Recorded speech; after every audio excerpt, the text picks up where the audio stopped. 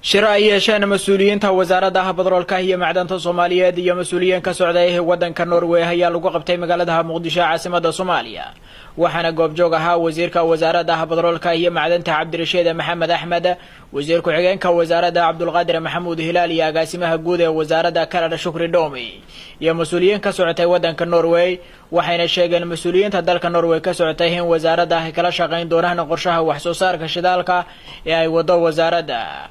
wasiir ku xigeenka wasaaradda batroolka iyo macdanta Soomaaliyeed Cabdulqaadir Maxamuud Hilaal ayaa sheegay in wasaaradda ay ka gudubtay qorshihii asaasiga u ahaa ee wasaaradda ayna wasaaraddu u gudubtay qorshaha wax soo saarka saliidda iyo qorsheynta ayna Soomaaliya haatan la mid tahay wadamada qaaradda Afrika ee soo saaraya shidaalka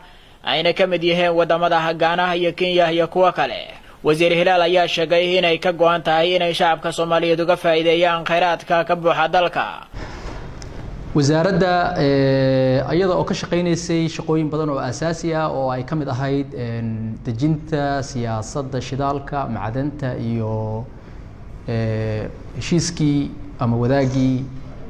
dhawaan lagu heshiiyey waxaa maanta farxad weyn noo ah in aan u gudubnay waji cusub awal wajiga hore ku jirnay waxa la yiraahdaa wajiga mapping phase hadda waxaan galnay planning phase oo ah waji aad iyo aad muhiim noogu ah oo wadamo badan aan hadda la simanahay sida Kenya Ghana iyo wadamo badan xuquuq fara badan oo adduunka ay ka heli jireen aan oola simanahay qoladii u horeysay maanta noo timid waxa waaye Norwegianka waxay noogu hambalyeeyeen wajiga cusub shaqada dardargelinteeda oo aan ku jirno ay noogu hambalyeeyeen